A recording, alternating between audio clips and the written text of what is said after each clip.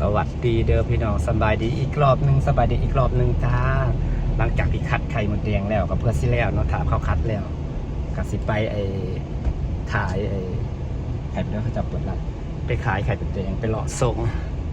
ให้แม่นุ่งตี้ก็ถือโอกาสถ่ายคลิปไปเลยจากที่เราจะเพราะส่วนใหญ่เวลาหาอะไรนางจะเป็นคนโพสต์ขายดอกเมื่อนี้ก็ได้ประมาณหลายโลอยู่เดี๋ยวค่อยไปดูกันนะคะแม่น้องตีก็ได้แม่น้องตีได้โล7 ขีดพี่นางได้โล1พี่สะพายได้8 ขีดหาได้โอ้ได้หลายโลเติมแม่น้องตีได้เงิน600 กว่าบาทจ้าก็พอได้กินในสายได้แล้วถึงบ้านลูกค้าแล้วถึงบ้านลูกค้าแล้วห้างค้าก็เปิดได้หลายอย่างนี้นี่จ้ะ160 บาทแต่งเฮ้ยแป๊บนึงใครหมดมาส่งเจ้าที่สองตื่นแล้วบ่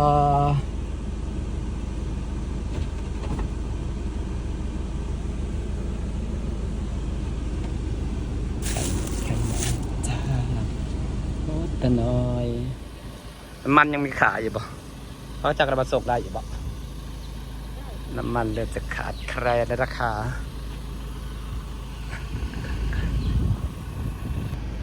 ขายเสร็จแล้วก็เหลือแต่ของเราแล้วทีนี้เราไปใส่ตู้ไว้ทีนี้ขายหน่อยสไว้ใส่แกงปลานะคะเป็นแม่ค้าขายไข่แดงสดใหม่นี่ส่งเราก็จะกลับนะคะส่งไข่แดงเราจะเอาไข่มดแดงมาเก็บ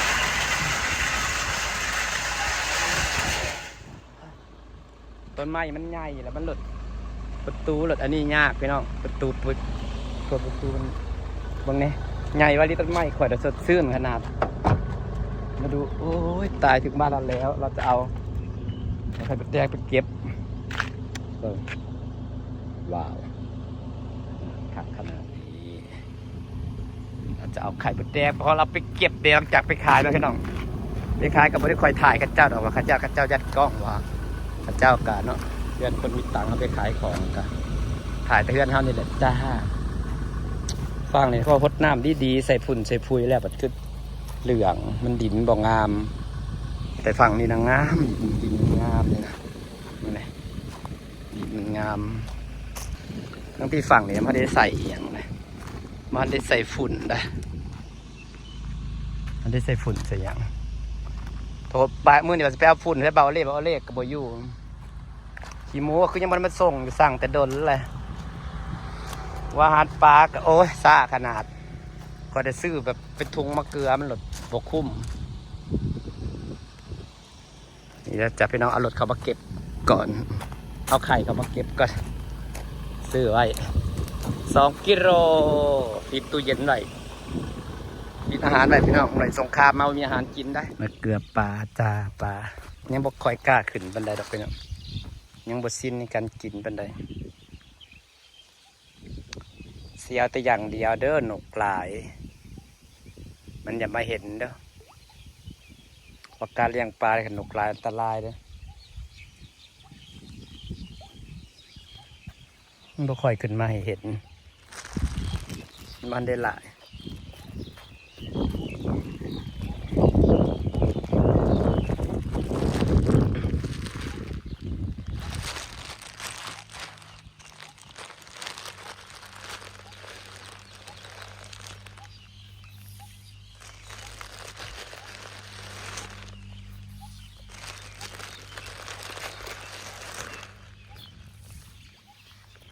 คือกินไวถ้าเขาบอกเห็นเขาโตป่าปุ๊บปั๊บ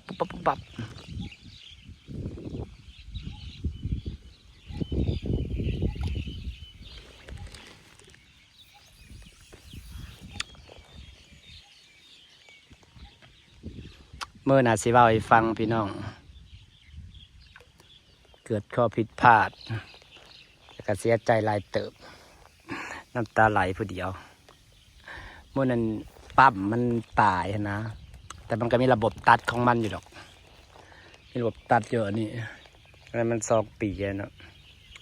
เอาปั๊มลงแล้วก็เปิดไฟไว้คืนมือถัดมาแล้วเปิดแล้วปั๊มมันตายปั๊มมันช็อตอยู่ในน้ำปลาที่อยู่บริเวณนี้นะตายเบิด ประมาณตายประมาณ2 โลนี่แหละ2 โลกะหลายเติบไปแล้วคันตีเป็นถุงก็สิตายประมาณหาถุงนี่แหละสิตายประมาณหาถุงนี่แหละ2 โลประมาณ2 ถุง3 ถุงนี่แหละซาเบิ่งในถังนะหากเบิ่งน้ำหนักก็ประมาณ2 โลปลาย3 โลแต่กระสร้างปลาเขา30 ถุงเหลือหลายอยู่ดอกพี่น้องปกติปลามันทนมันบริตายแต่วันนั้นเจอไฟช็อตแล้วก็ตายใครแต่มีระบบตัดทันเด้มันแบบว่านั่นนี่มันก็ตัดเลยแป๊บเดียวมันมีระบบตัดก็สิตายเบิดซะเลยแต่เขาก็ต้องได้ใส่พี่น้องออกซิเจนนะก็ว่าพอมันเสื่อมสภาพแล้วมันหลายปีครับบริเบิงขักสายยางมันแตกก็เลยพลาดไปหน่อยหนึ่งจ้าเลยแต่ตอนนี้ปลาเขากับตั้งแต่เลี้ยงมาใส่สุดแรกถึงมาได้เห็นตายจากโตในสุดแรกลงหาตรงนี้เห็นบดตายจากโตเลยอันนี้มันขึ้นมากินนะเห็นบอกให้ดังบดตายจากโตเลยรอบแรกรอบนี้เจอไฟดูดตายประมาณนั่นแหละประมาณ3 ถุงแหละครับเบิ่งข้าวจะใจลายเติบไปได้แต่ว่าปั๊มก็สั่งซื้อใหม่แล้วที่มันเก่าพอซ่อมได้ขอมันใส่ในน้ำต่อไปประมาณปีหนึ่งแล้วเอาขึ้นมาเบิ่งสภาพมันเนาะต้องระมัดระวังเนี่ยมันมาเลยเนาะมันหักมาได้ชิ้นกับมันชิ้นมันสิบย่านคนเลยมันสิแบบอาหารกับเพิ่นโทรมาบางแรเนี่ยก็ยังไม่ได้มาหลุดเพิ่นเพย์มันไปหาว่าเขาไม่ได้ไปซื้อรถเขาสั่งเขาไว้นะว่าอาหารมัน30 สอบมันขับไปซื้ออะไรครับผมมีเขาในห้างเขามีแค่2 สอบไปผมมีเม็ดน้อยมีแต่มีอาหารเม็ดใหญ่กว่าปลาเม็ดน้อยปลาตัวน้อยกินอาหารเม็ดน้อยเนาะจะไปซื้อหอยเชอรี่น้ำดอกไม้อยู่ว่าหอยเชอรี่มันกัดบริแพงมาถูกไปเพิ่นปลานี่มันกินอาหารบ่ค่อยเปลืองมันได้ดอกมันโตน้อยครับมันวิธีการกินมันก็บริกินแบบเขาให้อาหารแค่มือละเถื่อครับปลานิ่นนะมันเปลืองอาหารพี่น้องนางเลยเลือกที่จะเลี้ยงปลานี่นางศึกษาถามราคาในฟาร์มแถวลาวเนี่ยนะแม่ราคาแม่พันธุ์มันอยู่ติดตัวละ20 บาทพี่น้องตัวละ20 บาทแต่ว่าเอามาเพาะเลี้ยงแต่ว่าขายกิโลทั่วไปเขาก็จะขายอยู่โลละ300 บาทหรือว่าถือสุดก็คือ200 บาทแต่เขาก็ลองศึกษาเลี้ยงไปเรื่อยๆคันมันแพร่พันธุ์ก็คือว่าโอเคเพราะว่ามันกระสิบคือปลานิ่นเนาะปลานิ่นแบบมันเป็นมันแล้วก็เป็นตัวน้อยมันก็สิเลี้ยงไปเรื่อยๆมันแพร่พันธุ์ไปเรื่อยๆศึกษาไปเรื่อยๆพี่น้องบ้านมากิน